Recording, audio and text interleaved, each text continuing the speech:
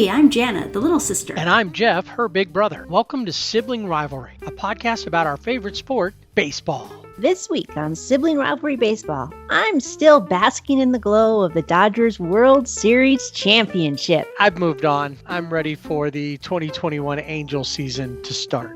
But first, a look at the SRBB headlines.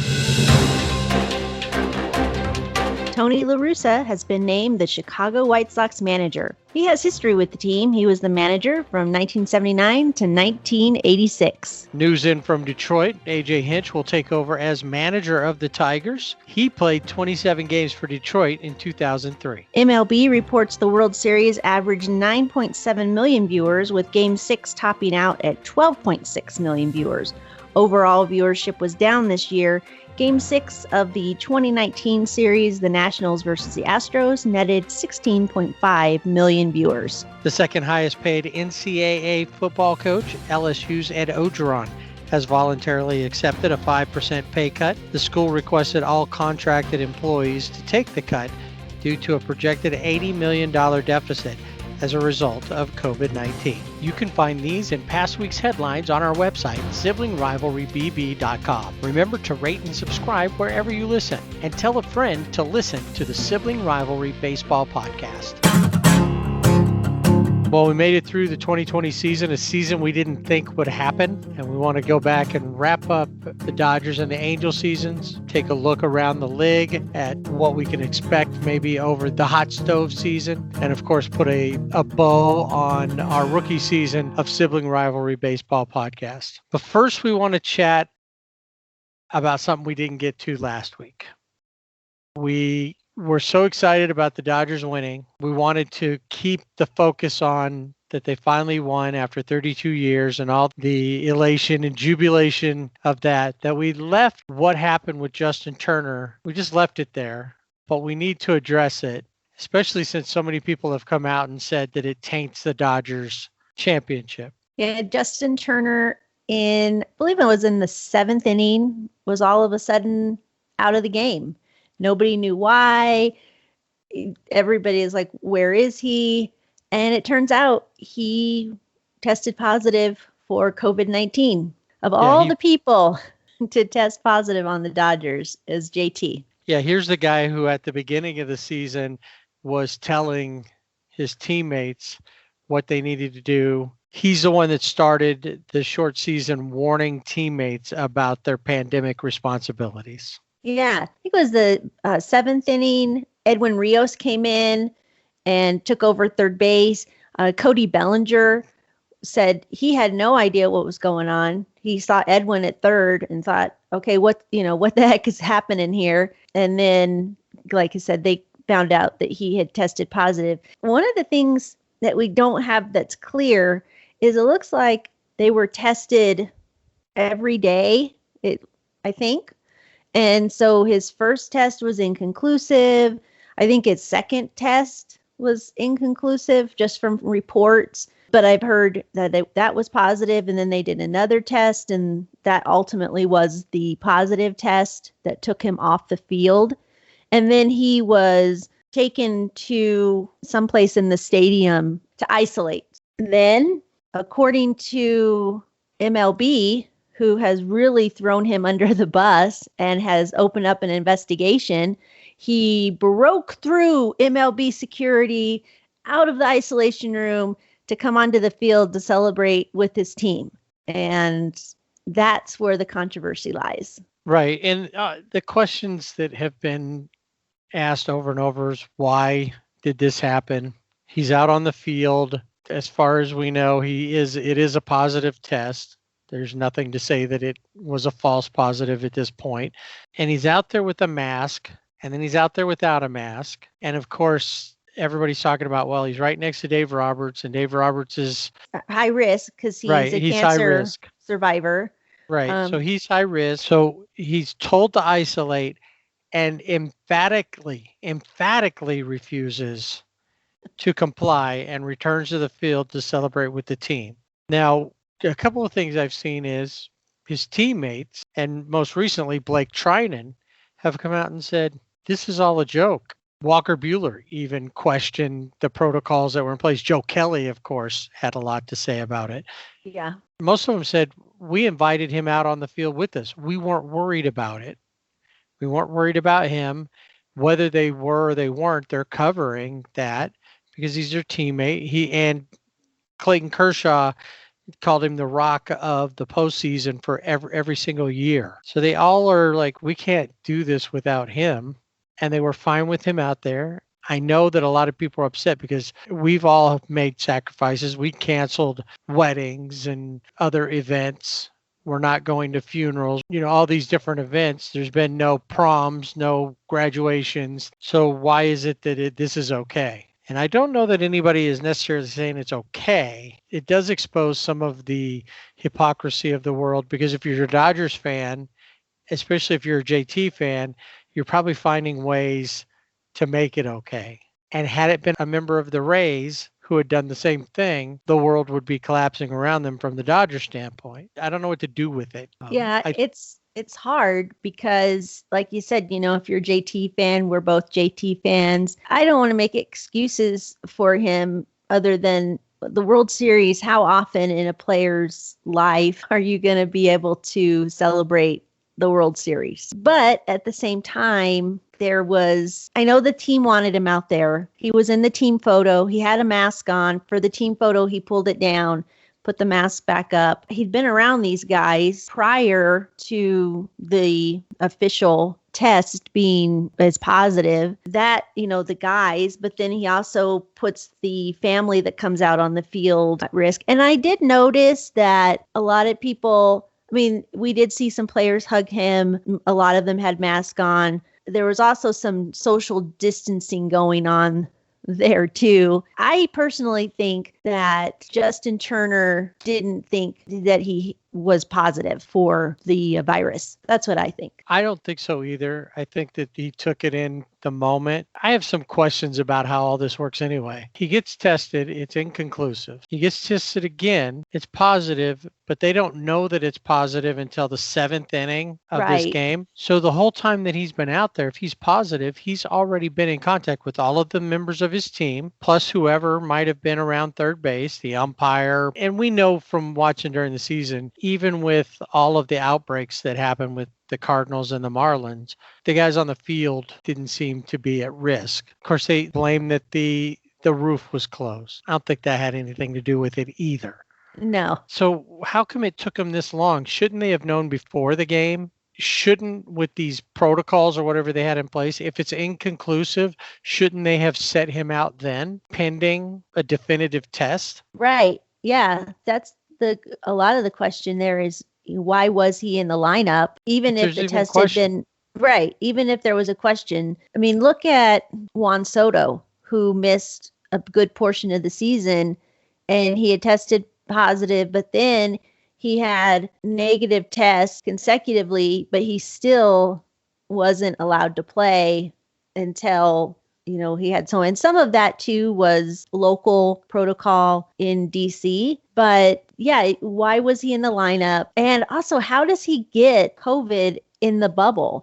They weren't allowed to order food from outside of the hotel. So everything was in the hotel. Now, I know that Joe Kelly said they were in a nice hotel in Los Colinas and there was a golf course there and people were playing on the golf course. He said there were media that were in the hotel, but they weren't in the bubble. They were allowed to kind of go about their business. Could it have been somebody that worked in the hotel? There's a lot of questions on how does he contract this virus when it's supposed to be a safe environment?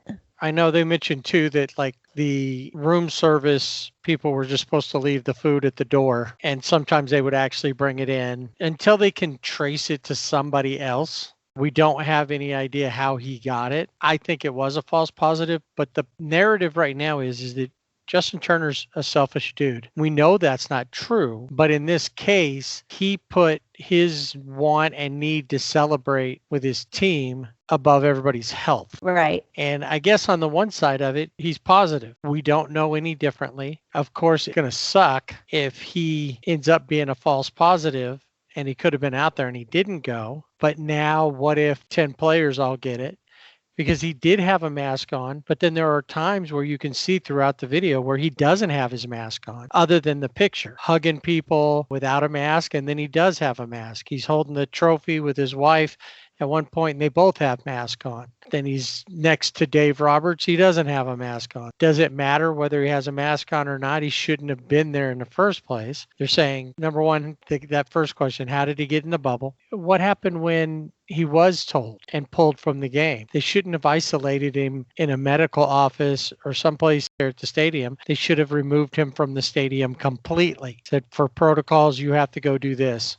Took him back to his room at the hotel or whatever. But instead, he goes out there, celebrates. I believe he doesn't think he has it. I don't think any of his teammates thinks he has it. They're all wondering how it could happen in the bubble. A guy named Carlos Meneres, who writes for the Detroit Free Press, grew up a Dodger fan, big JT fan, said that Justin Turner's actions ruined the World Series title for him as a lifelong Dodger fan. What difference does it make what he did? You're still world champions. How did that ruin? You're a little too sensitive, I think, if that bugged you. Yeah. I think it was almost, I don't want to use the word fitting because we don't want anyone to get the, coronavirus, but it was kind of at the end that someone at the end of the World Series would test positive for after all of the protocols and all of the things that happened. But MLB, they have started an investigation into what happened. Obviously, I think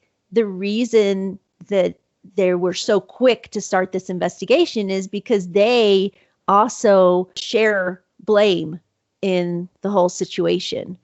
And instead of saying, well, we had these protocols set out and we didn't follow this, they're going to say, well, Justin Turner, we isolated him and he broke through the security and now we're going to investigate. And now people are like, well, wait a minute. Is he going to get suspended? Is he going to get fined? And there have been people in the Twitterverse that are like, he should be suspended for a year or for life. And the Dodgers should pay $20 million. And that $20 million should go to healthcare.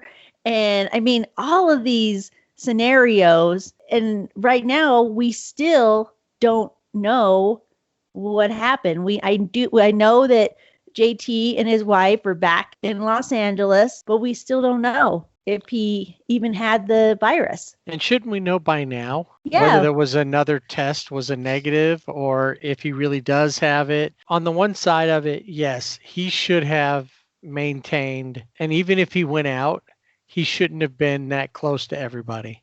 Right. I see why he was out there. I understand. And none of us know. It's real easy to sit where we are and make judgments on what happened, but we never know what we're going to do until something actually happens to us. Right. Exactly. And I think it's apples and oranges. People who are like, this is a tainted title now. What's tainted about it? They didn't cheat. Exactly. There's no cheating. There was no cheating. And that's the thing, Helene Elliott, who writes for the LA Times, Bill Plaschke, both wrote, this does cast a shadow over things because people are only going to look at that. They're not going to look at what really happened and how the team won and what they overcame and how they did it in a season that was full of those types of protocols. And we don't know exactly. The bubble stuff seemed to work, but of course, right at the end, one player gets it who's been in the same bubble for how long? 3 weeks. How did they get it? Yeah. A month. But you figure they've been in the bubble for a month because the bubble started before they even left LA before the wild card series. Oh, that that's last right. week of the season. Yeah, because they stayed So how in the did he hotel never there. get it? And then on the last game, he gets it, but he doesn't officially have it until the 7th inning. Yeah. I just think the whole thing was bungled from their part. Whether he should have been in or out, I think that it doesn't matter whether he was positive or not for the test. At that point in time, it was believed he was positive. He probably shouldn't have done what he did, but I don't think it's the end all be all. He didn't come out and infect 700 people. Right. Yeah. He one of the things I saw over the course of this is a guy named Richard Key, who is with the Baseball Studies Institute. He had a picture of Bob Welch. And Bob Welch was a pitcher for the Dodgers for 9 of his 17-year career. Bob Welch was very open about his struggles with alcohol. And after the Dodgers won the World Series in 1981, the team, of course, was in the locker room spraying champagne, drinking, and Key took a picture of Bob Welch out away from the locker room, weeping, and he was just pushing along, trying to clean up some of the mess, but he was away from the locker room because he knew that for him, even though he wanted to celebrate with his teammates, for him, it was not the place he needed to be because of his struggles. His alcoholism. Yeah. And that really struck me. I saw that too, and I thought about it at first. I thought, yeah, this guy's selfless, but then I realized he did get to go out on the field and celebrate. And this wasn't something that him being in the hallway not partaking was a personal thing, and it had no effect on his teammates that they could be sick or not sick. He didn't want to be exposed to the alcohol and maybe have a relapse. I know they were trying to say, hey, he was a selfless guy, but he really wasn't. Yeah. He did it for his own personal reasons. JT did too, but the effects are different. And JT wasn't going to get to go out and celebrate on the field with them. So, well, we'll continue to look after that and check our social media. We'll post things as they come up or retweet them or whatever. Another thing that happened during that final game of the World Series that we didn't talk about too much, and we just a brief thing, Blake Snell being taken out of the game. A lot of people are talking about here's how analytics seems to work against you. One thing that I saw was normally you would see something like that, you wouldn't think anything of it, but because they were playing the Dodgers and Andrew Friedman was once the GM of the Rays and of the Dodgers, and a lot of the things that the Rays still do today are things that he set up, it was very obvious that it seemed like a front office move that Dodger fans have been calling out for years. And when they went and pulled Blake Snell, whether or not Blake Snell should have stayed in or not, we don't know. We don't know what would have happened the next time around. I know that Kevin Cash said I couldn't let him see Mookie and Corey and couldn't let him see him again. And that was their game plan. And I've seen a couple of stories where one said the problem wasn't they took Blake Snell out. The problem was who they replaced him with. Had they brought in like Diego Castillo, maybe the same things don't happen. Nick Anderson was not the guy. I kind of think that they should have left him in there. But because Kevin Cash was so locked into the plan, he did say, guess I regret it because it didn't work out. Personally, I thought Blake had done the job and then some. And Blake Snell, of course, being diplomatic, said, yeah, I get it. I see it both sides by the time we're done. He was just like, the hardest thing for me is I was rolling. I was in a groove. I felt like I had them guessing. It was tough for me. It's going to be tough for me to accept that. I really don't know to look at it. However you look at it, we lost. To me, when I went back through all this stuff, the one thing that got me thinking was Mookie Betts said, and in a conversation after the game, even with, I think even Dave Roberts said something, they were all kind of relieved that he was out because he did have him guessing. Kevin Cash has got to be going, man, he's not going to admit to it, but he messed up because the other team's even admitting. We were having a hard time trying to figure out how to hit him. If he'd still been in there, we don't know what would have happened. Kevin Cash is thinking, wow, we could have gone to game 7. Of course, that opens up to go back to the JT thing. If there'd been a game 7, what would it have been? Another week? Right. While they tested everybody? Yeah. How well that would have really messed everything up. Yeah, definitely. Well, when you think about Blake Snell's performance in game 6, you have Mookie, Corey, and JT were 0 for 6 with 6 strikeouts against Snell in game 6. And in the series, Betts and Seager were 1 for 9 with 6 strikeouts against Snell. And when you combine that with the fact that LA had hit just 215 when facing a starting pitcher a third time through the order in the regular season, you think, why would you take Blake Snell out when he, as he said, he was really in a groove? And he said, I believe in myself. I believe in my stuff. But I think that one thing that wasn't mentioned, it wasn't taking Blake Snell out. It was replacing him. But that wasn't the only factor that contributed to the loss. The offense for the Rays scored 1 run and struck out 16 times in the game. Now, I've also heard Mookie Betts said that the plan was that they really wanted to knock him out in the 6th inning.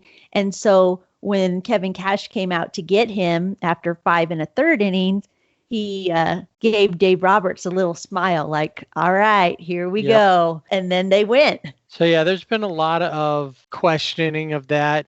Noah Syndergaard tweeted, so who gets to pull the manager? Yeah, that's always a good question. There's some times that you'd rather have a manager get out of the game. Jerry Blevins, relief pitcher from the Mets and the A's, he tweeted, you manage a baseball game with your eyes, heart, and gut as well as your brain, except in these cases where you stick with the plan. Yeah. Well, and you think about the GM for the Rays was an intern under Andrew Friedman. So everything that we see as Dodger fans that drives us crazy, I'm sure drives the Rays fans. Because it looked exactly like something we'd seen before, only from the Dodgers. When you look at just this Game 6 of the World Series, but also look at Game 6 of the Championship Series, Blake Snell also pitched that game. Same thing pretty much happened in that situation. Now, he wasn't as sharp in the start for the Championship Series, but he had a lead of 1-0. He had only thrown 82 pitches and they took him out and they had 2 on. There were no outs and there was a ground ball single. Same thing. One of the Astros, I think it was Gurriel, hit a single. Same thing happened. Austin Barnes hit a single and he got yanked. And the same thing happened in the ALCS. So they pulled Snell, they brought in Diego Castillo, and the Astros went on to win that game and force a Game 7. So it's very interesting how similar Game 6 in the ALCS and Game 6 in the World Series were for Blake Snell. Frank Thomas said, another analytical meltdown. Total disaster for Tampa. Blake Snell was your only chance of winning a tight game tonight. And I agree that that's something they needed to look at. And I think I even told you, who do you want to lose with? You want to lose with your ace out there and him giving something up, or you pull him out and then the next guy gives up all the stuff. Right. Yeah. And it's early enough. They weren't doing anything at that point to win the game. It's early enough that had he given up a run or had he given up another hit, they could have taken him out then and then worked through it. Regardless, those are the things we're going to see. We're going to continue to see more of the analytics and more questioning of that. I think that Kevin Cash looked at it from a baseball sense and said, I think he still got it and been able to override it. But we don't know if that's the GM there may say, no, once we come down with this is what it is. You will stick with it, period. As we've talked about, we're wrapping up the season. We're wrapping up our first season here. And we wanted to look at the rules that were part of the 2020 season. We know 2020 was a weird season, short season. Even though it was only 60 games plus the playoffs, it felt like it could have been 300 games plus the playoffs. So 450 games with the playoffs. There was just a lot of baseball. There were a lot of things that happened even in the short season. It was a much better season than I think we thought it would be. With that, though, as we're going to return to 2021, and as far as we know, everything will go back to standard practice. Obviously, if there's still shutdowns going on and isolations and the same protocols that we're looking at now due to continuing issues with the pandemic, some of these rules may actually be negotiated back in again, but most of them were only for this season, specially approved. And we want to talk about those. What are some of these that we might be interested in them negotiating in the CBA that's up at the end of next season? So let's start with the designated hitter. I wasn't sure about the designated hitter. I always liked the distinction between the American League and the National League, but it didn't bother me that much. Okay, got the DH. I know there are pitchers that like to hit in the NL, but I wouldn't be opposed to having the universal DH in baseball. Yeah, I like that strategy and management that went with that. I have to hit my pitcher, but being able to look at, especially like the Dodgers, look at their team and go 1 through 9, you're in trouble. Instead of going 1 through 8, you're in trouble. And then maybe we'll get lucky and Clayton Kershaw hit a home run, but mostly you figure you're guaranteed 1 out per 9. So you really only have to worry about 1 through 8. I like that any team could build it. I also think that when we get later in the show, we'll talk about some of the pending free agents for the upcoming season, that if all 30 teams have the DH, now instead of these older players who maybe aren't playing the field as well but can still hit pretty well, the Nelson Cruzes of the world, have more opportunities throughout the game. Yeah. They could go to any team because any team could be looking for a designated hitter. So we agree that that one can stay. Let's look at, well, before we get to innings, let's look at 7-inning doubleheaders. 7-inning doubleheaders just doesn't feel right. It doesn't seem right. It seems little league. I mean, unless your team is playing and they're up and then you're like, oh yeah, it's only 7 innings. Well, and I think I said that when the Angels played a doubleheader and they were up and it was like the 6th and you're still going, oh, we got to hold this for another 3.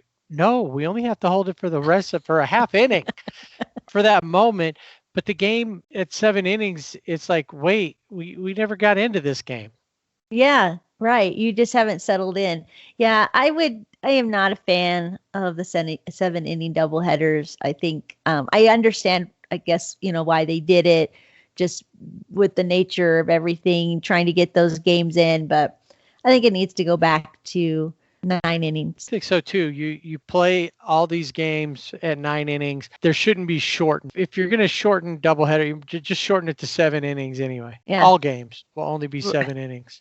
Right. What did you feel about roster size? This year we changed it up. It was supposed to go to 26. Actually, it was supposed to go back to 26 during the season, but with all the COVID issues, they changed that and left it at 28. We started at 30. What do you think? Should they just go back to the 26, or should there be 28 or 30 on the roster all year long? Yeah, the one advantage I see to the expanded roster is definitely for pitching for your bullpen. We saw that with the Dodgers, almost all of the teams, the Dodgers, the Braves, obviously Tampa Bay. I mean, it helps out. It doesn't mean that it's going to work out in your favor just because you have extra pitchers or extra players. But look at Matt Beatty, who was on the World Series roster and never played. I'm kind of a toss-up on that one. I can see, it would be good, but at the same time, there's also, when you don't have as many players available, there's that strategy that goes into it. I'm kind of on the fence. I'm not saying, definitely no or definitely yes. That one is, I guess it's all on how the team manages the roster and how well they do it. I think they should just stay at the 26 and be done with it. All right. And then the 3-batter rule. The 3-batter rule, obviously, I know a lot of questions, especially for somebody like Adam Kolarek, who would come in for the 1 batter and then he was out. I don't know that it made a difference as far as the game, and because we still seem to see the same amount of pitchers coming through, at least it felt like to me. I don't know that it added anything to the game. It really didn't take anything away, other than, again, you really have to think, because we did see this happen where they would change pitchers, and as soon as that pitcher was announced, then the other team was, okay, you're not hitting, you're going to pinch hit because, it was lefty or righty or lefty or, whatever that situation was. So that was interesting to see. And then also you're invested once you don't get just one guy out and go back to the dugout. So it did make it a somewhat interesting. So that one I think could stay, because it didn't, to me though, it didn't really make a difference as far as the number of pitchers cycling through a game. The main purpose of that rule was to shorten the length of the game. Yeah. It didn't happen. I don't care if they keep it, but I say dump it. Why continue to do that if it's not going to have the effect? Why did you put it in place? Yeah, it's not doing that. Just stop. Yeah, if that was the main purpose, was to shorten the game, then yeah, just get rid of it because it didn't do its job. All right. One of the big ones that we heard people say no to and then all of a sudden say yes to, Zennings and the Ghost Runner on second. Yeah, I like extra inning games. I mean, I like the innings without the runner because, again, this was supposed to make it so games didn't go into 15 innings or 18 innings, which we talked about earlier about how there's not that many games that go beyond, you're not going to have a 15, 16 inning game. You have them, but you don't have them all the time. And we saw, look at the Reds and the Braves in the wild card. They went 13 innings and they had a runner every inning on second base, and it didn't make a difference. Position, yeah. Yeah, and it didn't make a difference. So for me, I'm good without. I like the extra innings without the Ghost Runner. I think it opens up the possibility for more innings. Yeah. All it takes is a single, you've scored a run. Now the next team comes up and they do the same thing. So you go back and forth with that. There were quite a few games when we looked at it early in the season. There were a lot of them where that runner really didn't make any difference in the outcome. And I don't know how the season ended up with innings games, but how many times did that runner make a difference? Kick that one to the curb. I don't think it made any difference. And all of these guys who are so-called baseball purists who said, "Oh, I've come around to it. It's a good thing." That's because they're getting paid off by Manfred and the MLB. That's right. That's why. Two more things. Expanded playoffs. I know this year was an anomaly, but you look at the playoffs and you think, who were the teams that they just didn't deserve to be there? The Asterisks, the Brewers. I mean, it was, why were they there? And to me, when you're playing for a championship, you want the best teams, because when you expand the playoffs, then as long as you either finish first, second, or third, and then you get in the playoffs. So there's no incentive to be number one in your division. I mean, I guess there could be if they put some incentives there other than say we were number one. To me, it loses the whole championship feel for baseball. I like how it was. Well, even Manfred said it was too many. Yeah, it was a lot of teams. Now, it was fun from the standpoint of watching it all happen. I think that they could expand them a little bit more, like do the 3-game wild card series. Not just a 1-game kind of play-in thing. Yeah. You could do that and then move on, but I don't think they need to go like they were. Well, and the other thing is, did. Yeah, and the other thing would be in that if they were to do that situation is, could you give a bye to those teams that were, like the Dodgers? The Dodgers really need to play the Brewers? No, but they did. And couldn't they have had a bye, right. The first place teams or something? What was the point of having a winning record when you're playing a team with a losing record? Yeah, I mean, you want to work for something, or you're working towards something in the season. I will say that I read recently that Manfred likes the idea of a neutral location for the playoffs. That's what I was just going to bring up. He was talking about World Series neutral site. What do you think of that? I don't like that. I mean, we see that in the NFL for the Super Bowl, but that's different because the Super Bowl is one game and it's where is it going to be? Each team gets to host, or, they host the Super Bowl, and it's a whole big part, but it's one game. Baseball, the fans of those teams deserve to be in the stadium. And, a lot of people would have loved to have gone to Texas. And there were a lot of Dodger fans that, were able to make the trip, because it makes a difference too. When you're in, say, for instance, Fenway Park, and you're playing in the World Series, the all of those Red Sox fans. I mean, it's so the atmosphere is different. And they did a good job with the fans in Arlington, but it's such a different feel when you're on your home field. So I don't like that. Right. The Dodgers would have celebrated their victory at home this Yeah, season. can you imagine? I mean, you probably would have felt the shaking. Oh, yeah. It would have been crazy. I agree with you. I think that the neutral site was good for this season. I think that there were good parts to it. The part that I liked the most was that they just played every day, with the exception of the World Series. They actually took the travel days off. Yeah. But I liked that part of it. Otherwise, I don't agree with him. It's time for Dodger baseball. Let's put a wrap on the Dodgers season. Of course, they're the one team that gets to say we won the last game of the season, which is good because that means for this offseason, all the Dodger fans who are normally grousing about bad moves by Dave Roberts with the pitching staff or Clayton Kershaw choking or the bats being dead, none of that talk this offseason. This offseason, it's all about how much money you spend at the team store to get your championship gear. Yeah, too much is That's the probably answer. the case. Well, it's funny because I saw on the local news, people were there buying hats and T-shirts and such. And one guy bought a hat, and I'd seen it online for like $43. At the team store, it was $58. Yeah. So if you want it right that minute, otherwise you have to wait till mid-November or whatever. I mean, I can wait. Yeah. I don't need it right away. It works out well too for the Dodgers because the Dodger Stadium is a voting site. So you vote and then go buy your merchandise. Right. That was it. Vote and buy a hat.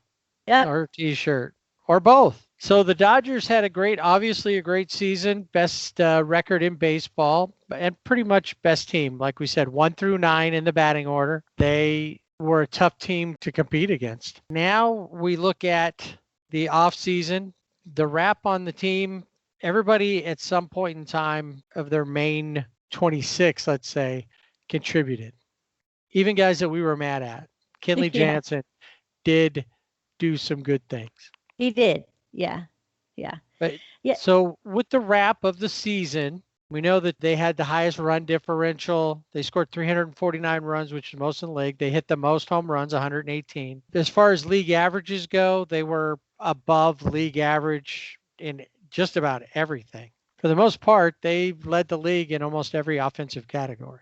Yeah. I mean, who knew that just the addition, I mean, the Dodgers have a good lineup without this guy, but who knew that putting Mookie Betts the top of the lineup would make such a huge difference for the Dodgers, and not just winning, but the attitude of the team. You just saw that he, like I said, he's the conduit for that team, and happy that he's going to be around for another 11 seasons. Right. MVP nominee in Mookie Betts. I would say if you were going to name an MVP just for the team, who would you name? Mookie Betts. And why? Because not only his play on the field, offensively, defensively, but the attitude change that he helped facilitate in that roster.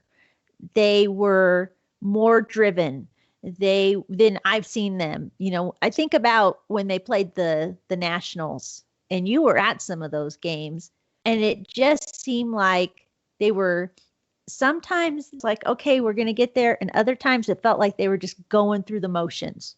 And now you've got this superstar. I mean, really, he's made this team better. It's his work ethic, and this is Mookie Betts. He's MVP and, in the American League, and he was World Series MVP in 2018, and you want to emulate him.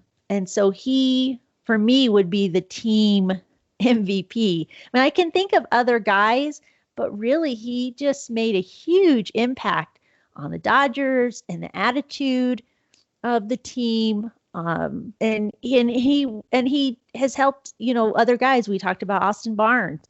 Austin Barnes can't say enough good things about him and how he helped him with his offense. So yeah, Mookie for me. I agree. And if you look at it only from a number sense, Corey Seager would be your MVP just from stats. Right. But Mookie, with the leadership qualities, those things made a big difference. And you could see the difference. And the guys are saying he came in and he didn't just act like it's my first year here and I'm a superstar.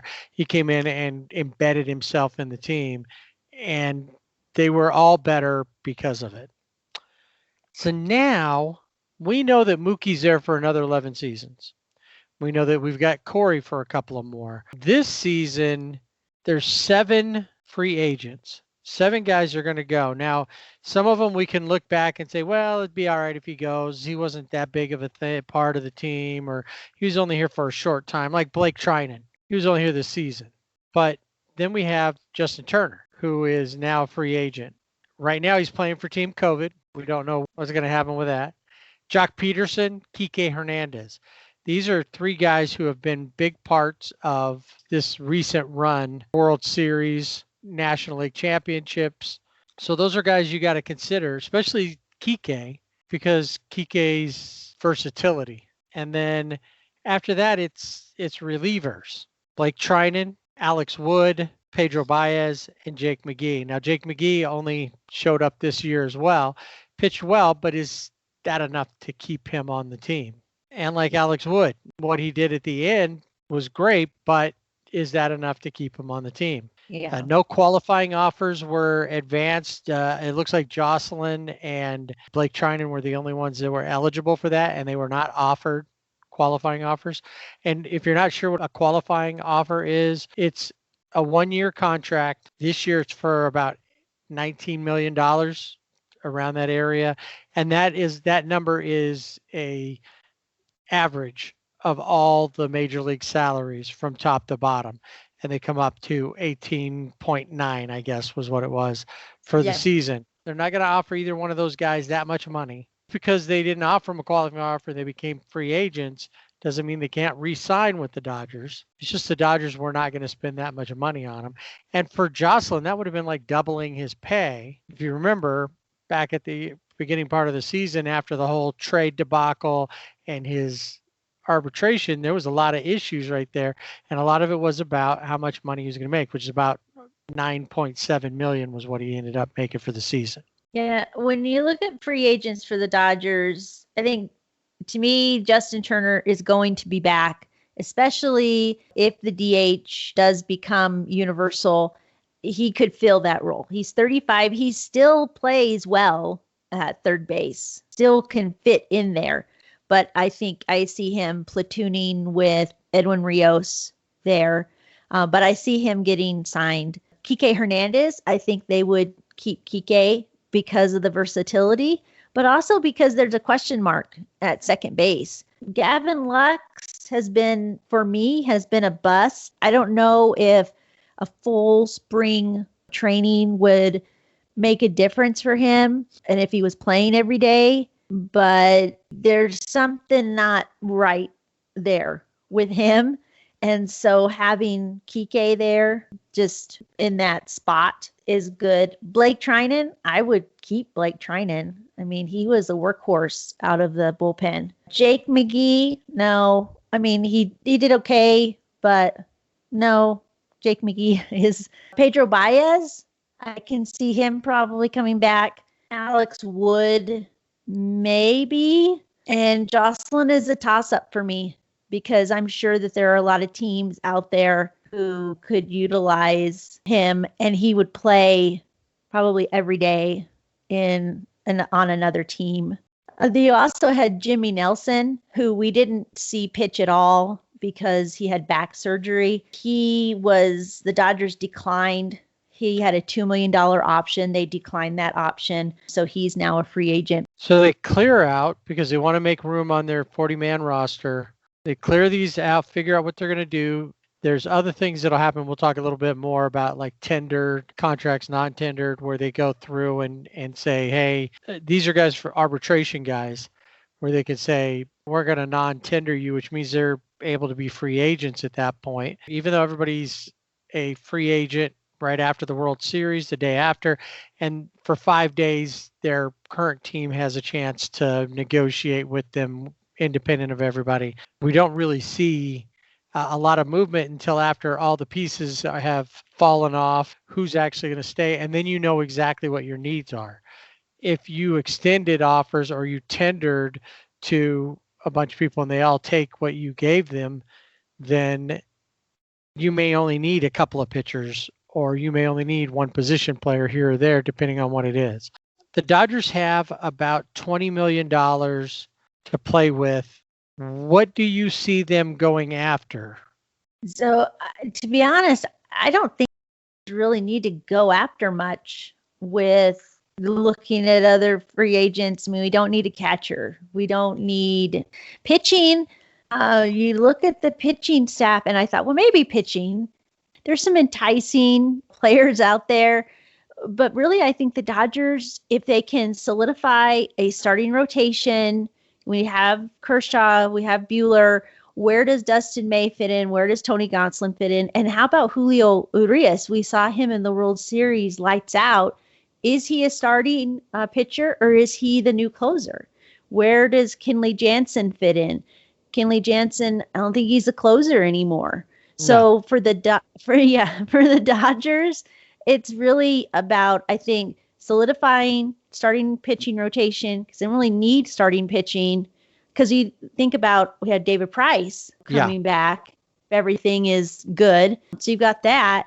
Solidifying the bullpen, how are the pieces? But as far as like 1 through 9, we're good. So I think for the Dodgers, getting these free agents, like Kike Hernandez or JT, Blake Trinan signed, I think that's important.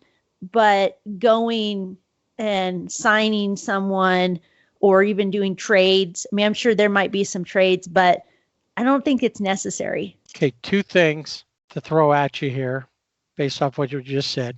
If Trevor Bauer comes and says, I want to be a Dodger, do you have an issue with that? I don't have an issue with that. I would love to see him strutting off the mound in Dodger blue. Yeah, see, that's a tough one because, I mean, if the Dodgers had Trevor Bauer, I am not going to complain, but...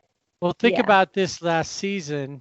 There was issues. If the Dodgers had lost the World Series or had they lost the NLCS to the Braves, a lot of questions would have come up about their pitching because all of a sudden their pitching didn't look as solid. Yeah. You really only had Kershaw and Buehler, and then it was, let's spin the wheel to see, is it Gonsolin? Is it Urias? Are we going to try Alex Wood? Because you didn't have David Price, because you let Stripling go.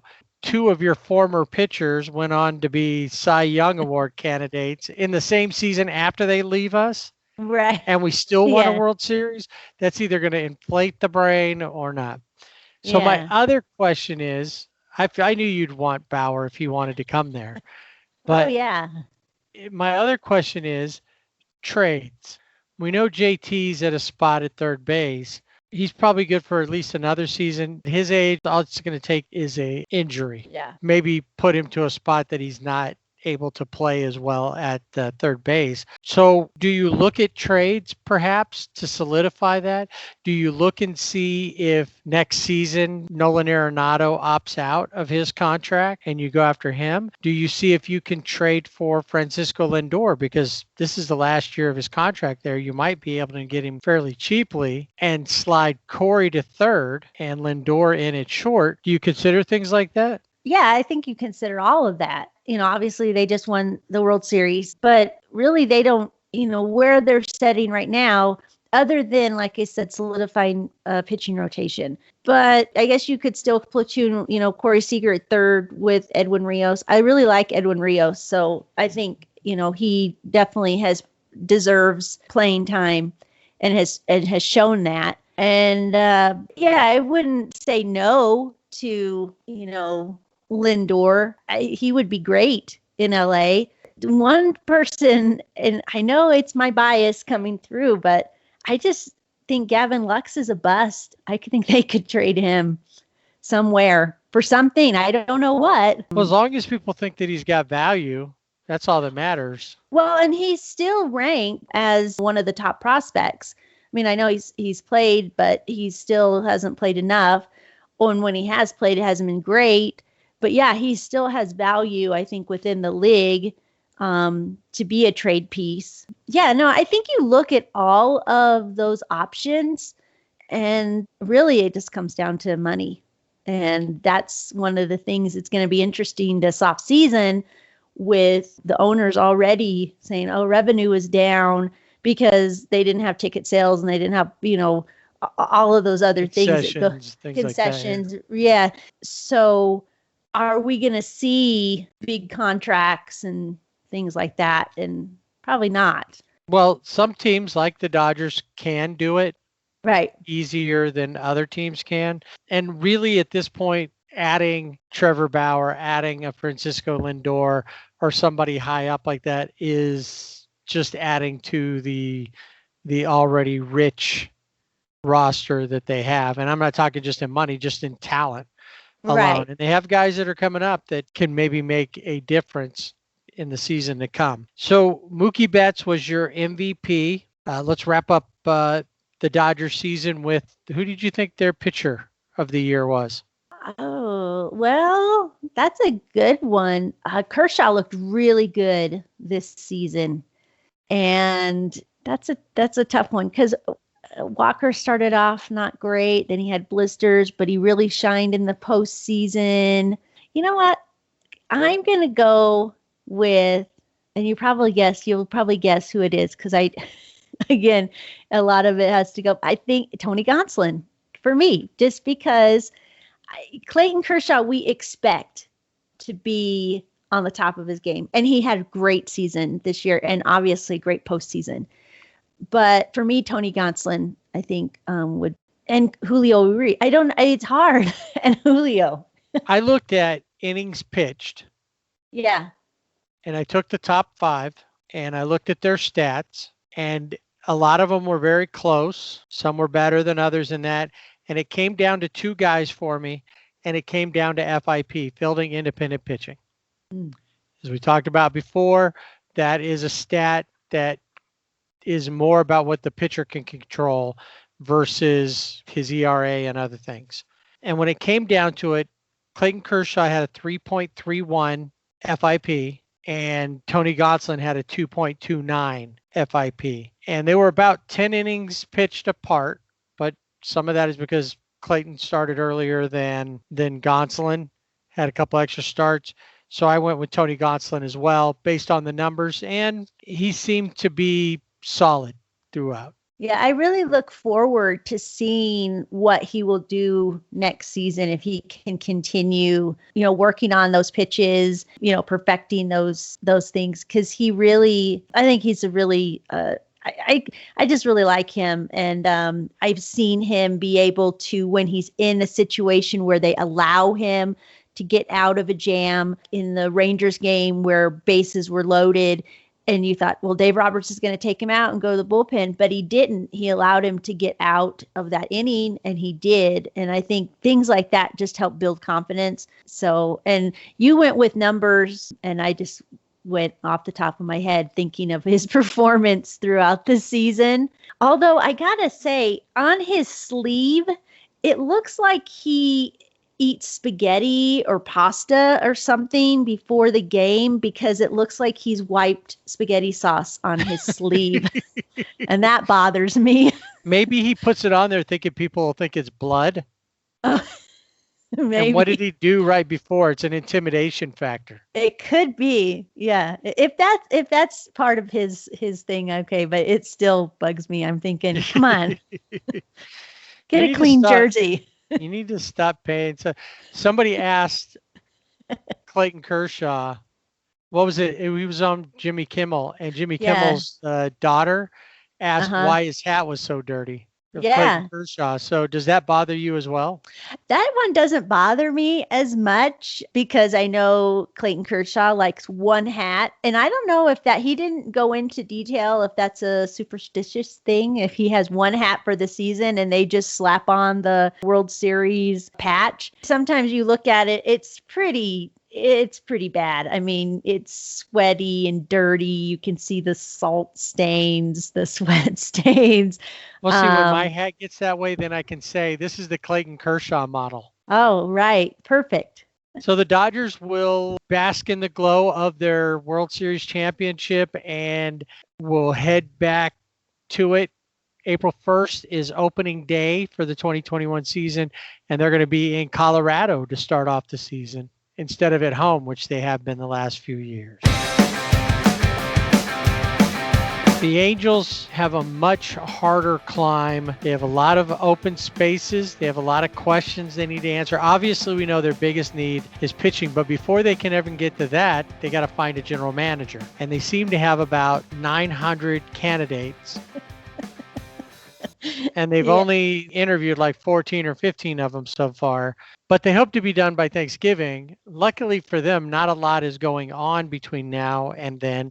And it'll probably be December before we really see. Hopefully the guys are there, which Bill Stoneman is really the only one that's left because Tony La Russa, who was a special assistant, is gone. The assistant GMs, when their contracts were up, they both left last week. So Bill Stoneman was a GM for the team for a long time, ended up building into the 2002 World Champions. So hopefully he can keep things afloat, talk to some people, float some things out there and see if we can get, because I'd like to see Trevor Bauer here versus the Dodgers, but either way is fine, but I'd like to see him here. The Angels, like I said, so many questions. We saw at the end of the season, they started to come together, getting what Joe Madden had been talking to him about, what most of us were like, what are you doing, Joe? Yeah. Started to see. They really only had two free agents in Andrelton Simmons and Julio Teheran. They did not offer qualifying offers to either because that would have meant paying that nearly $19 million a year for both of them. And Andrelton Simmons is still in that proving it stage. Because of the injuries he's had 2 years in a row, he's rolled an ankle that's kept him out. This year, not as bad as last year. So they're not willing to pay that much money for him. It does feel like he's already decided to go somewhere else as much as we want him to come back. Now, obviously, there's some other choices, and we'll get into that in a minute. But as far as the team goes, in most categories, they were above the league average. They scored almost 5 runs per game. League average was 4.5. 501 hits, 97 doubles, 85 home runs. So they had some good numbers. They had some bright spots on the team. Obviously, Dylan Bundy comes to mind, a guy who nobody knew what would happen just based off of what he did in Baltimore. Mike Trout, not in the top 3 of the MVP voting this year, which is weird because normally he always is. And Mike Trout was named the MVP of the Angels. They announced that right towards, I think, in the last game of the season that the team had done that. Now, I disagreed with that. Dylan Bundy was the pitcher of the year based off of the team's voting. Who did you pick for those two? For MVP for the Angels, I'd go with David Fletcher. I think David Fletcher was everywhere. He was hitting. He would just play wherever Joe Madden was going to put him. He was going to play, and he wasn't just going to play there. He was going to play. He's going to be, the top of his game.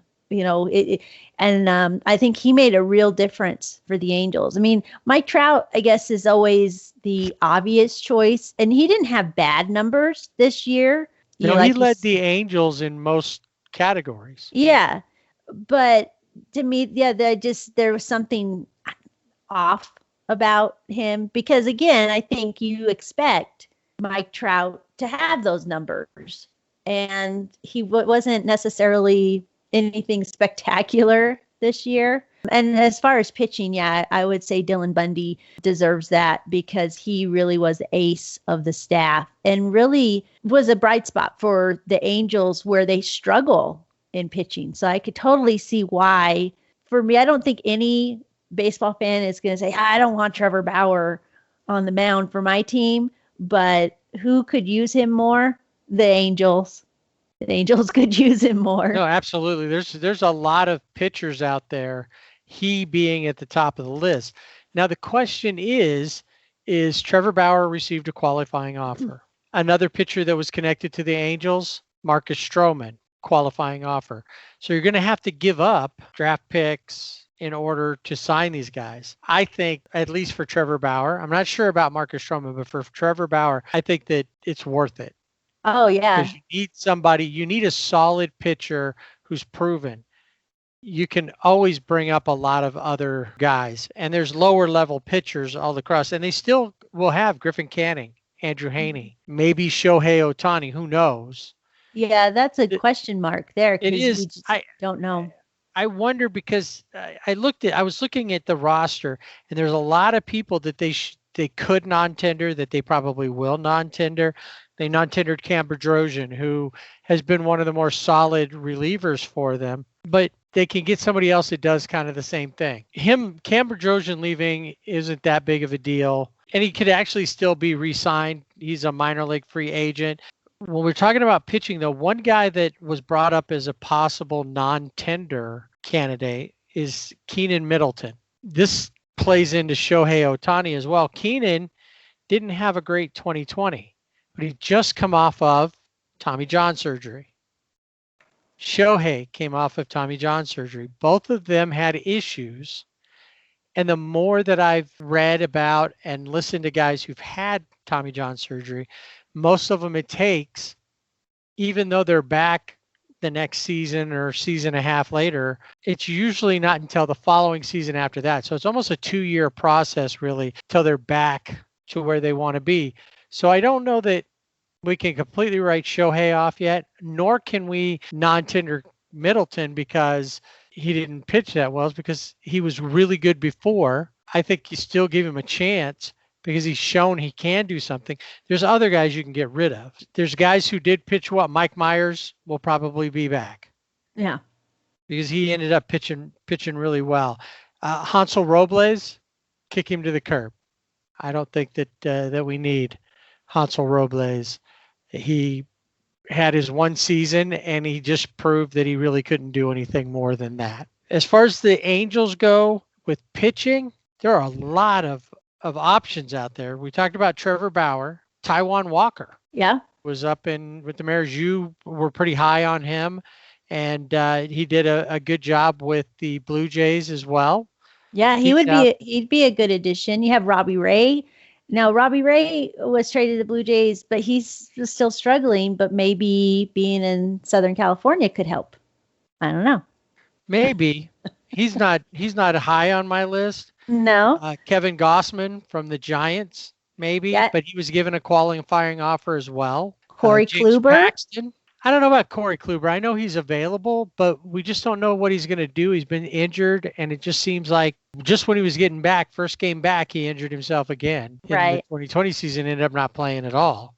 How about Cole Hamels? No, too old. Okay. Marcus Stroman could be considered. James Paxton from the Yankees. Masahiro Tanaka. Oh, yeah. Iffies, but maybe. These are guys to consider. Well, I was going to say probably not John Lester, but really cool thing that he bought everybody beer in Chicago. I don't drink beer, but he would have brought me a Dr. Pepper. I didn't see that in what he offered. And it was only a certain kind of beer, too. It was like Miller Lite, I think, was what he was buying. I don't know. So he must have got a deal with Miller Brewing Company to do that. So... yeah, I'm looking at that at some of the different, and there's a lot of pitchers available this season in the free agents. And like we talked about, who knows money-wise? Right now, I feel like obviously we need to get a GM in place, but I think that if there's a GM that can go head-to-head with Artie Moreno and get him to spend a little money smartly, we could actually get a couple of decent pitchers. We could get a Trevor Bauer and then somebody that might be, a tier below Trevor Bauer and have two more, add them in with Dylan Bundy, Andrew Heaney, and Griffin Canning. we look a lot better on the mound. Obviously, we do need to bolster our pitching staff. Liam Hendrickson from the A's. I And I wouldn't. thought about him for the Dodgers too. Yeah, As a see, I close, wouldn't mind him being in the bullpen for the Dodgers. Keone Keela from the Pirates is another reliever that might be a good guy to go look. Trevor So Rosenthal is Trevin Rose, also yeah. And I wondered about him because he was so excited about being in San Diego. He's a right. free agent. He could just come up the road. We have just as good Mexican food up here. Not Tex-Mex, Trevor. Yeah. Authentic Mexican food. Brad Hand also. Right. Yeah, you forget and you wonder what was Cleveland thinking there. Yeah, I don't know. I see he's one that I would let, as an addition to a bullpen for the Dodgers, but definitely for the Angels, somebody that you really want to look at. And then from there, other than the pitching staff, for the most part, it seems like we've got things more or less figured out. And some of it's a waiting game. We dropped $30 million off of the payroll after this 2021 season with Albert Pujols' contract being finished. Right now, unless something falls apart for him, Jared Walsh looks like the presumptive first baseman playing back and forth with Albert, depending on what happens with Shohei and the DH situation. Right. Now, I heard with shortstop, Andrelton Simmons, the free agent, based on that parting message that he gave, doesn't look like he will be back. We don't know. But I've heard the Didi Gregorius' name being mentioned as an Angel. Right. And I like Didi. I like Didi as well. There's been a lot of talk about him going back to the Yankees as well, but I think that's media driven. Yeah. That they wanted to do, so they're pushing that narrative because they're not buying in on Gleyber Torres. But yeah, I thought about that. I looked at other positions as a whole. We don't need an outfielder. We have guys, Taylor Ward, Joe Adell. Who knows what's going to happen with him? He's in my Gavin Lux column. Yeah. We know we've got Trout. We know we have Justin Upton. Not to say that, hey, if Michael Brantley wants to come and play outfield, I would accept him. Yeah, he's like one of the only asterisks that I would say, okay. I would have to consider, as long as he's willing to move to, say, right field, George Springer. Oh, yeah. Okay, so I don't know that we would get him, but George Springer, and we'll talk more about all that in a minute, but I think he wants out of Houston in a bad way. Yeah, he was offered a qualifying offer, but yeah. Right. I don't think he wants to be there. And I think that there's some teams out there that are probably more interested in him than, say, the Angels. The Angels are focused on pitching. Yeah. But I looked at catching. Max Stassi, we know, had another hip surgery. We don't know when he'll be back. Anthony Bimboom, I think, solidified his place as a backup. Yeah. Really but good. I'm wondering if we need to consider another, maybe a little higher, because obviously JT Realmuto would be great, but I think JT's either going to stay in Philadelphia or maybe going to the Mets. But I would love to have him. The other guys that I looked at, a lot of the catchers that are free agents this season are on the north side of 35. Well, you look at Yadier Molina. I don't see him leaving St. Louis. He is a fixture in the Cardinals organization. So he's there, but and plus, like you said, he's on the tail end. I don't see him coming there. It's not like he's got his tie to the Angels is that both his brothers were there, and one of his brothers has been the first base coach for most of the year and is normally the bullpen coach in Jose. So I looked at it, another guy, and I looked at age. I looked at where they were. James McCann is one of the top prospects. I think most of the list have him at number 2. But looking at it, I found that I would consider Wilson Ramos. Okay. Who had his club option was declined, so he's out there. And overall, when I looked at him versus JT versus what we have, I feel like he's a little better option and will cost a little less than JT would. You could get Jason Castro back. I thought about that too. I really did consider him. There's a few, but I thought, well, let's look at the guys. These guys are Realmuto and Wilson Ramos are good defensive catchers. They're both great hitters. Yeah. And we want the full contribution.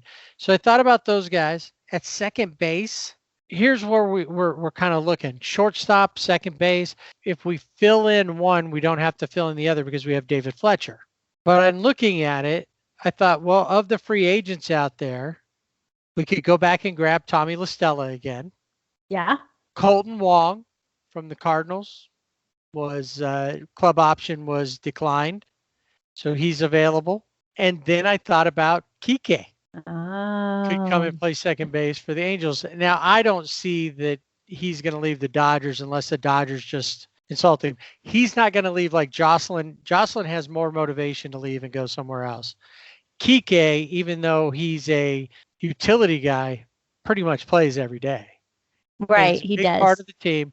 But if there was somebody I wanted to consider to be an everyday second baseman, he's somebody that I would look at, and he's a free agent. Now, if we didn't go to second base, Fletcher can be the shortstop or he could be the second baseman every day. Yeah. Didi Gregorius, or I say Andrelton Simmons. Those are my two top picks. Even though Marcus Semien is available from the A's, I think he's going to be looking for money that he doesn't deserve because he had one season where he was third in balloting for AL MVP. I don't think he's ready. Now, I'm going to ask you a question because I didn't realize that he was a free agent. Is Jurickson Profar? It's from San Diego. I know he's an outfielder. You don't really need him on the Angels, but would he be somebody that could add? But he played second base for most of the time he was with the Rangers. Right. That's true. So maybe out of the Padres, obviously number one on the hate list or hit list. I don't know.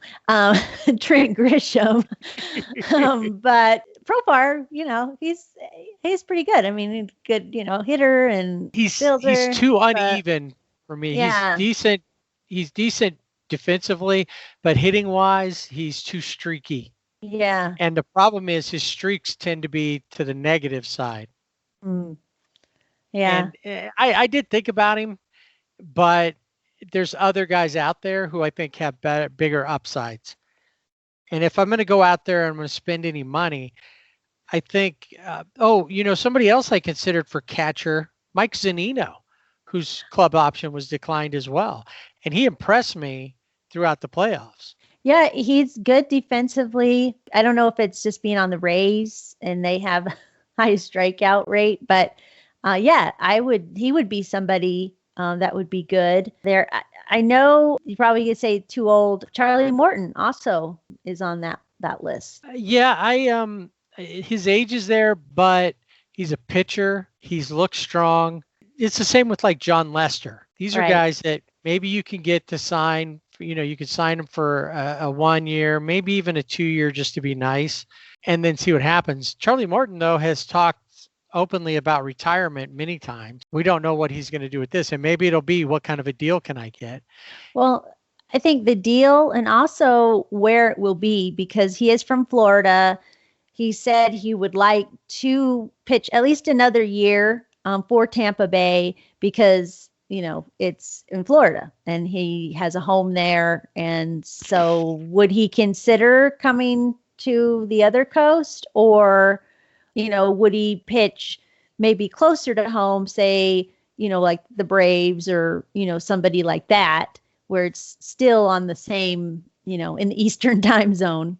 Yeah, that's a good question. I don't know. I don't see him coming out here, but if those teams won't look at him, and I don't think the Braves are considering, they might, depending on what, they seem to be pursuing Adam Wainwright, who is another guy I can't see leaving St. Louis.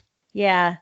Yeah, I saw that too. And I guess he's from Georgia. So that's why they're hoping maybe that will be seal the deal. Yeah, I think that I'm going back to my hometown or I'm going back to my home state thing is a little overplayed. Yeah. That was what everybody thought. Oh, why wouldn't Garrett Cole go to the Angels? That's right there. He used to go to Angel games as a kid. He lives in Orange County. Well, maybe that's why he doesn't want to go there. Yeah. And I'll give it to him. If I was a baseball player and the Yankees came after me, I'd have to consider it because they're the Yankees. Yeah. That's the bottom line. So the Angels have $34 million space.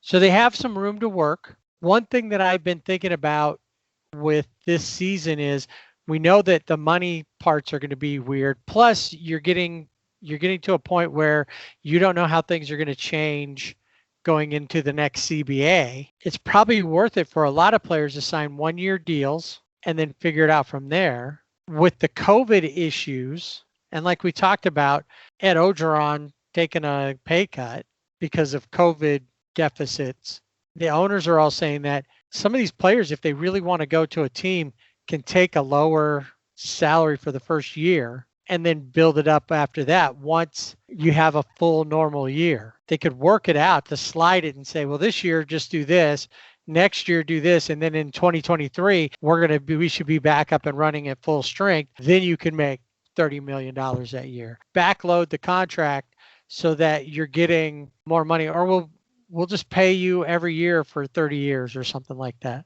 Yeah, I think, well, and I think this year, especially because revenue and, it's just a different year, that a lot of these guys that are looking for these big contracts, is it going to be smarter to do like what you just said? Because I don't think we're going to see these big contracts. And in fact, it might be one of those hot stoves where maybe the burners are going to be off for a while. I agree with that. There's going to be, and like anything, like past years, it's going to take a couple of the big guys to go. Trevor Bauer is going to have to get signed somewhere before others get signed.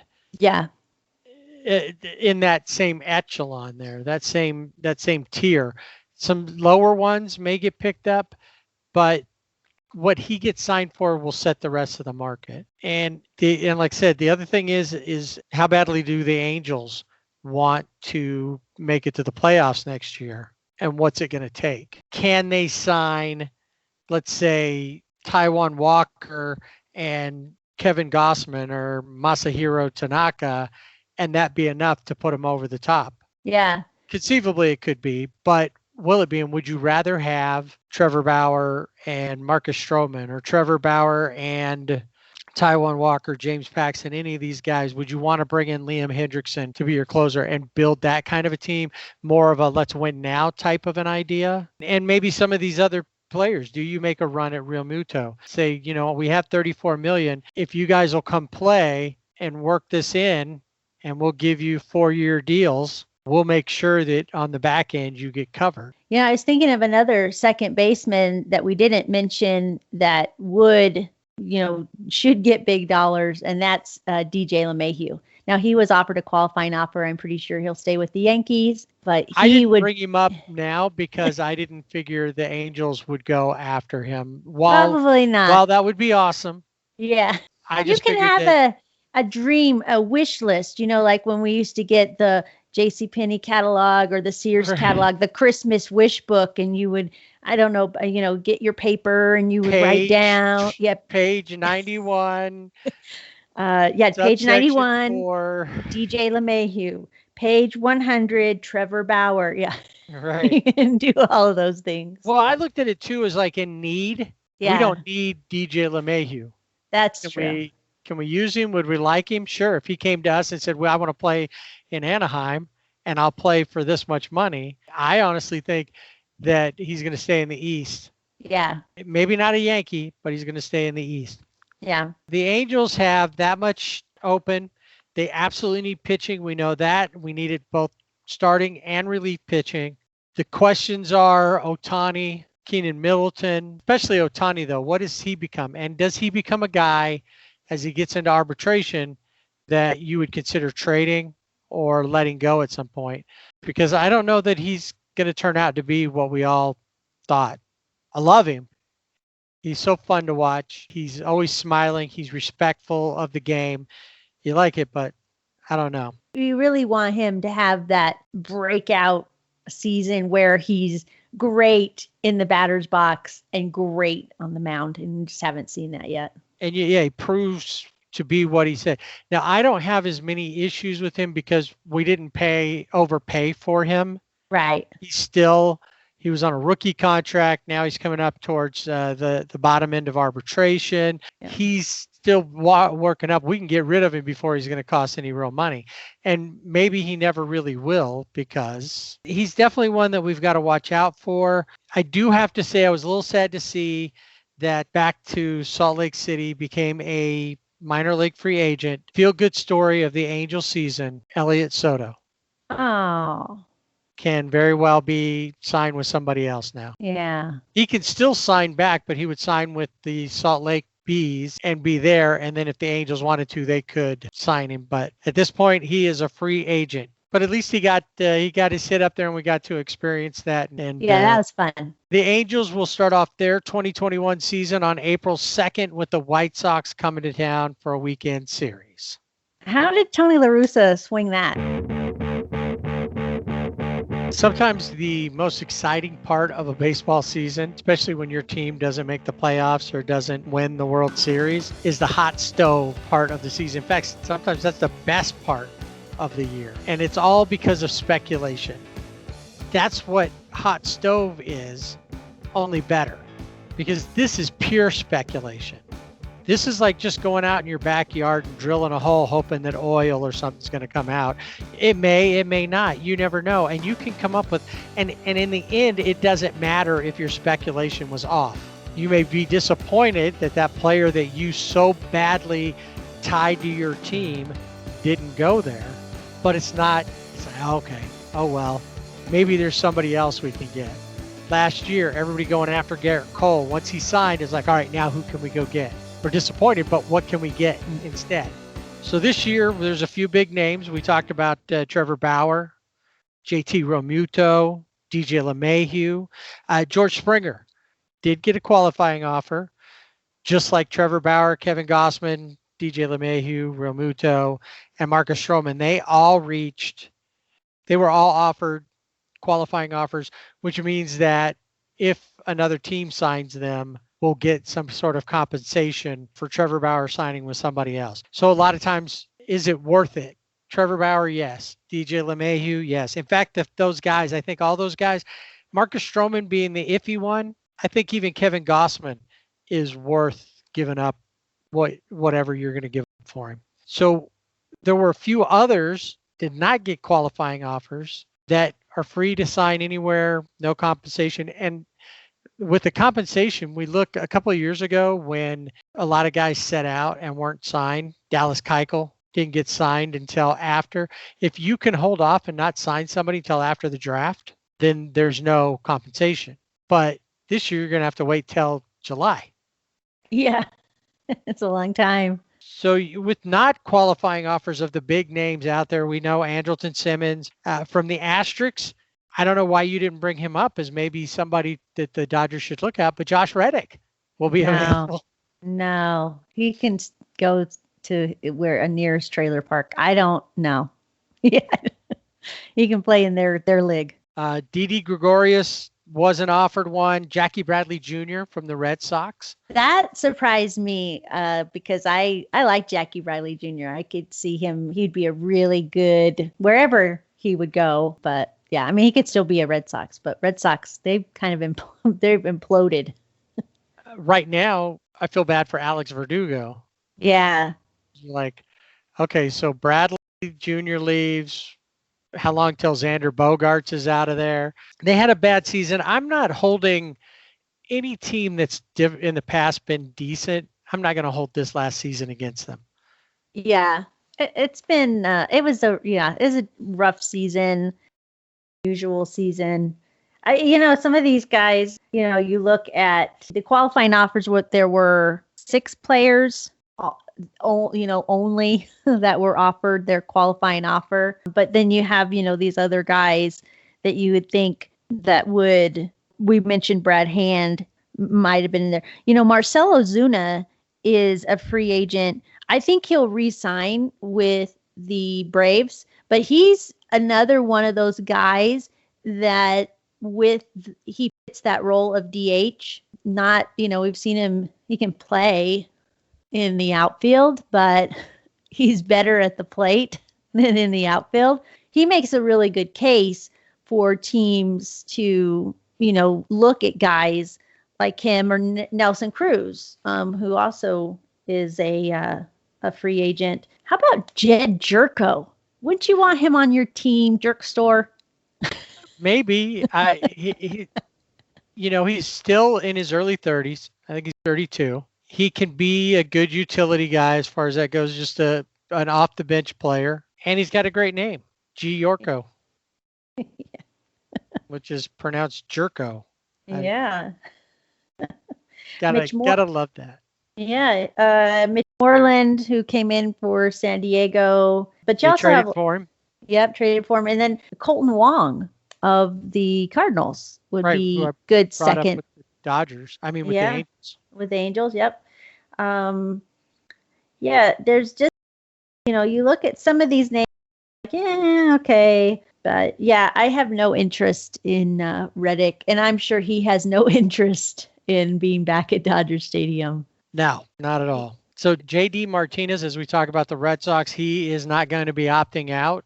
And I think that we'll see that too with the player options. A lot of the players are going to take and exercise their option because they don't know what's coming up next year. And this isn't the year to test the market. Right. Yeah, really, it is not. And he's been below average for a couple of years now, so I wouldn't either. I would stay where I'm at, JD.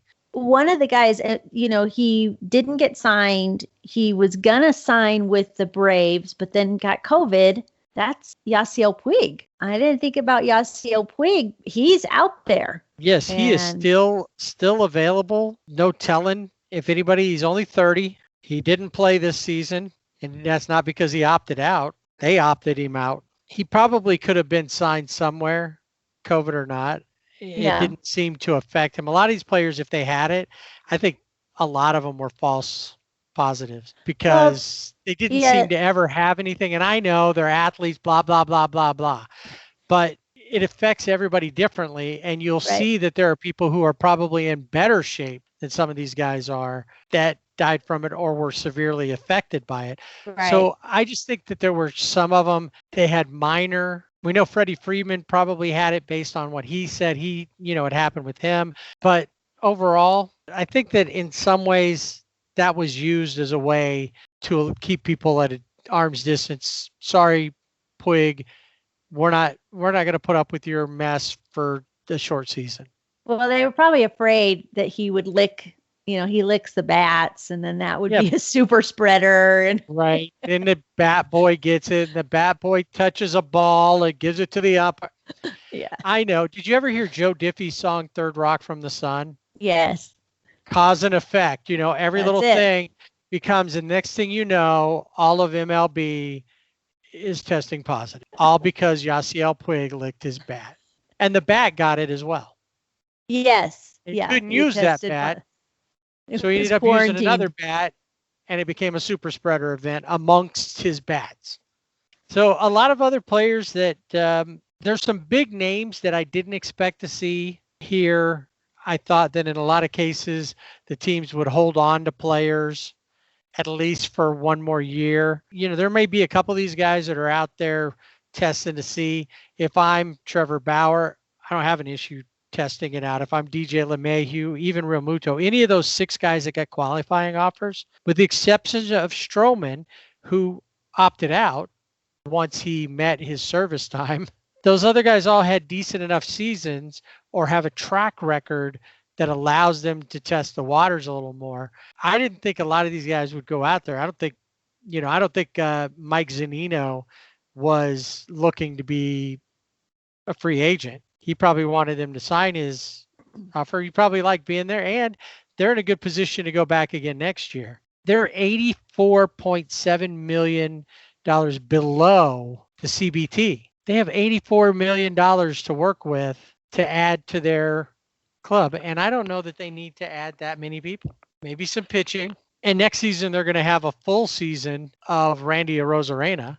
Yeah. They have options. Oh, another guy who was connected, who was a Ray, that would be maybe a good addition for either of our teams. Aaron Loop from the Rays. He's a free agent, and I think that he's a veteran presence. He would be like Blake Trinan was. He's a guy who's been around, has been solid. I would be fine to see him with the Angels from standpoint of having a solid veteran, not a bunch of guys who are more rookies in the bullpen. Now, I want to mention something about George Springer. I think you're right. He's obviously doesn't want to be an asterisk anymore. Who can blame him for that? But one of the things that's interesting about George Springer is that he was implicated in the Astros sign stealing scandal. And there was an examination of 58 of the 2017 regular season home games for the Asterix and 131 trash can bangs during Springer plate appearances. He had the second most trash can bangs of the team. His strikeout rate in 2017 dropped to a career best, but he was better this year in 2020. Will that be a factor? I mean, he's apologized. I think he's probably one of the more sincere asterisks on the team. And he's made it a point to stay out of the limelight. Yes. He's been very quiet, unlike his buddy Correa. Yeah, I would stay away from him. He's bad news. He's going to be a free agent next year. Ugh. He can stay as an asterisk forever. Strike 3, you're out. Another guy that's name has come up that was kind of surprising to me, Ryan Braun, option declined. He is, for the first time in his career, a free agent. It's interesting to me. He's 37, and in that wild card game, I think it, I don't know if it was the first or second, definitely the second game, he like tweaked his back and then he was out and he didn't play. So will that be a factor for him? He's got to really prove that he's healthy and can stay healthy because he's had back issues. And when you're an outfielder, or really any position, but especially the outfield though, yeah, it's going to be. I saw that, but I immediately thought of his back issues. Howie Kendrick, his mutual option was declined by the club.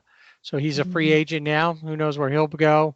Probably a couple of years ago, I'd have said I'd love to have him back as a second baseman. Can be an Angel or Dodger, but it's just not the same. Well, and I think he would fulfill more of a DH role than playing a position. He would be there. Yeah, Howie Kendrick's just one of those guys that, you just like him. He's just a really likable guy and would be a good addition to any clubhouse. But where does he fit in? At least not, for the Dodgers and Angels. Yeah, no, he doesn't fit there anymore. No, not at all. So the team I think we're going to have to watch here in the offseason or during the hot stove is the Mets. Steve Cohen, He's new owner. A lot of money.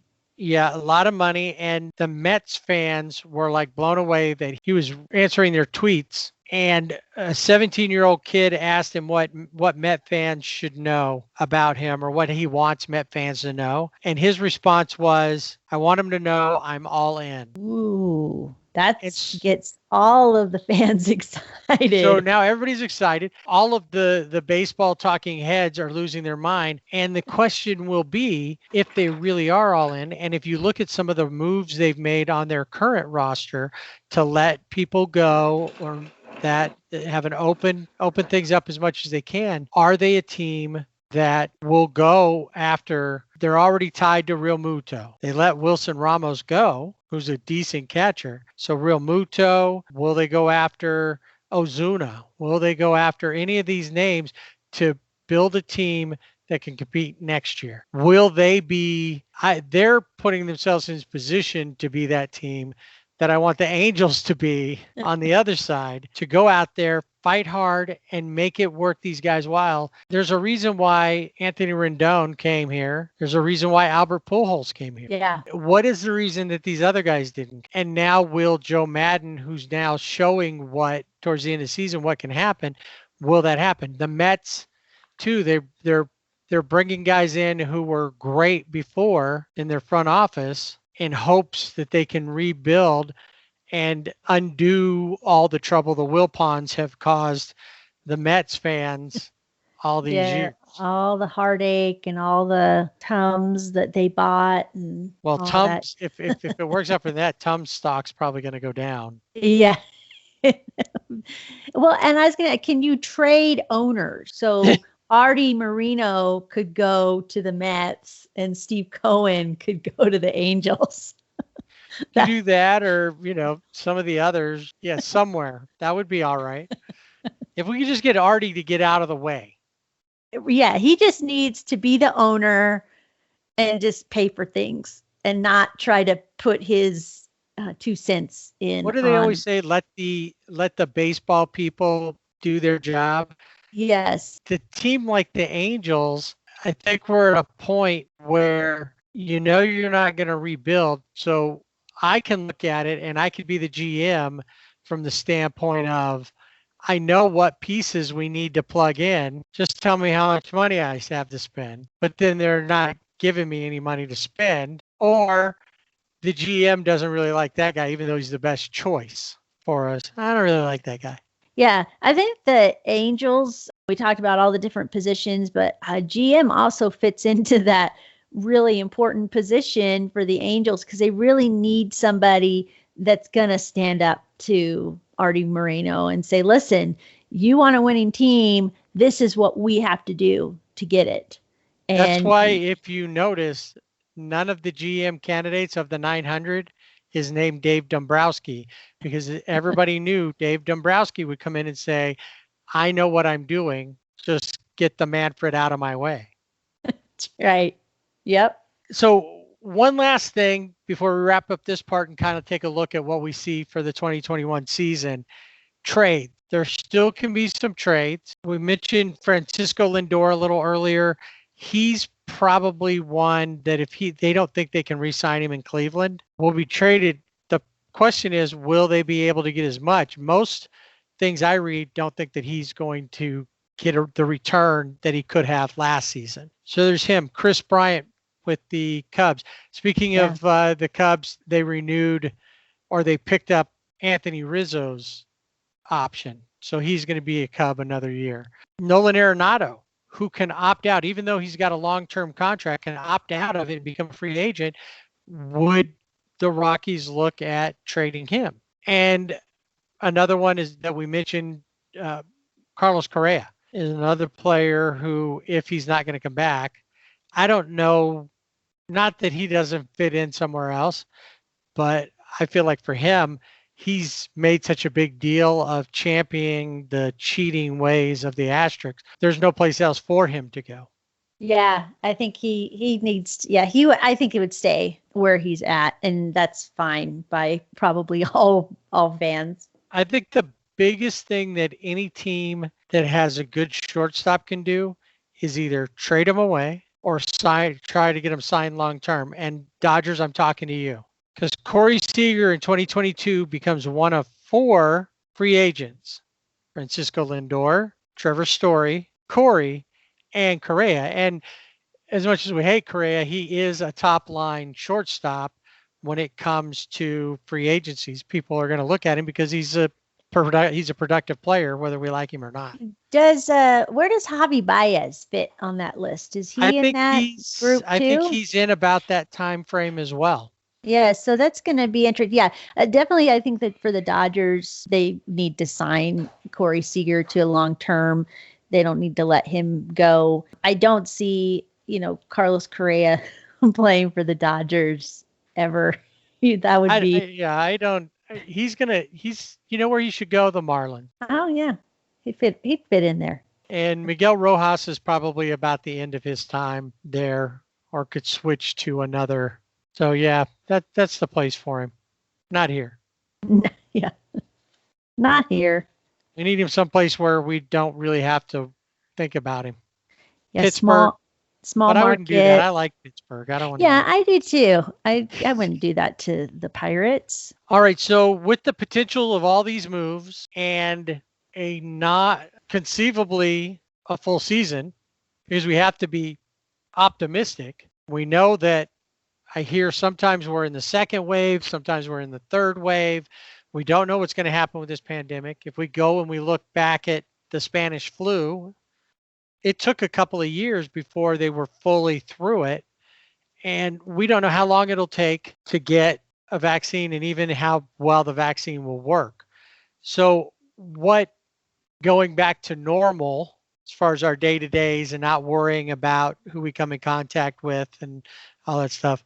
We don't know if that's 2021. Is it another year of high alert? I think one of the things that we saw, especially with in Dallas or in Arlington, was allowing the fans in the stadium. And I think that is, even if we're continuing, where we are in the pandemic, if that means you can have fans, but it's at, half capacity, and I know it also goes to local restrictions and things like that. If you could have fans, maybe not fill the stadium, but like I said, 50% capacity or something like that. Fans wear masks. I think most people are used to that. Most people, I wouldn't have an issue with that. I would love to be able to go up to Coors Field on April 1st and hopefully no snow on April 1st in Denver, because that's happened before, but be able to be in the stadium and be socially distanced, but be there for the game. I think that could be a real possibility because we've seen it done and we are seeing more of the country open up. Yeah, I think that's definitely good. I think that's the biggest part of what 2021 would make it look different is having fans. But let's just say that everything goes off as planned, regardless of how many people come in and watch the game. Spring training starts on time, finishes completely. Opening day happens on the 1st. What's the season look like? Yeah, that's a good question. I'd love to see, I already mentioned, I'd love to see the fans back in the stadium. I wonder too, for those guys that might have struggled, playing baseball in the conditions that we're in, how that will affect them, if they'll be more energized because they went through a full spring training. I think especially for teams like the Angels to have a full spring training with Joe Madden, where you start back where you left off at the end of this season, that could really bode well for teams like that. And but I don't know. I just would really love to have just a regular baseball season, 162 games. But like I said, if it's not a full stadium, but you still have people in the stands, if you wear a mask, you have to wear a mask, whatever those are. I guess those are the kind of things that I probably think about more because that's what we do every day now is, when we go someplace or that type of thing. But as far as, who's going to be where, that's going to be all up in the air because we've got all these free agents. And yeah, it'll be fun to see how it plays out. Yeah, I think that this coming season, it'll be cool to see a whole season. As we wrap up our rookie season here, we went through a little more than what would be half of the season with no baseball. We started on what was opening day last year, and that was all planned out well before anything even got shut down. Yeah, we knew what we were going to do. We were all in. We were all in. And even knowing that there was no baseball, we still started on time. We could have pushed it off and started once baseball started. This is our first episode that we haven't had baseball in 2 months. Yeah. Whereas before that's all we had was no baseball. With no baseball and our crazy ideas. So I would like to say, we have always been socially distanced. Yes. Not even just 6 feet. How many feet is 800 plus miles? A lot. I don't know. I think that next season, we'll see more normalcy as far as I think we'll be able to see a whole season. Yep. And I think that Trevor Bauer is going to be an Angel. I'm going to go ahead and get my hopes up way too high. And they're also going to sign another big pitcher. We're going to get Wilson Ramos and DJ LeMahieu.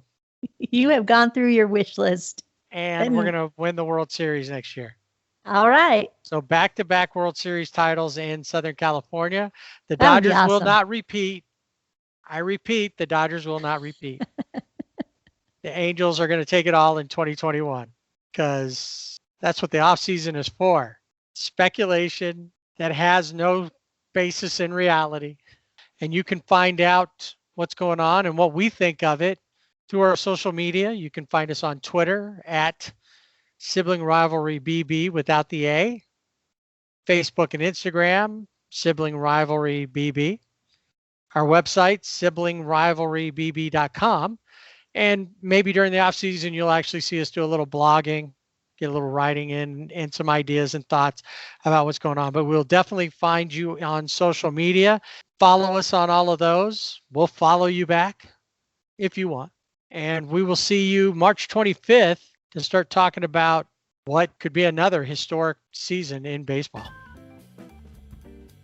And that'll do it for this week's and this season's Sibling Rivalry Baseball Podcast. Remember, you can find us on our website, siblingrivalrybb.com, and on Facebook and Instagram at Sibling Rivalry BB. We're also on Twitter at Sibling Rivalry BB without the A. Email us, show@siblingrivalrybb.com. We'd love to hear what you think, so subscribe and rate us wherever you listen to our podcast. Next time on Sibling Rivalry Baseball, we will be on the verge of a Dodgers title defense, and baseball will be back. Here in the offseason, the search for Josh Fields will continue on. Of course, we may need to get Dateline involved. Keith Morrison, You're out!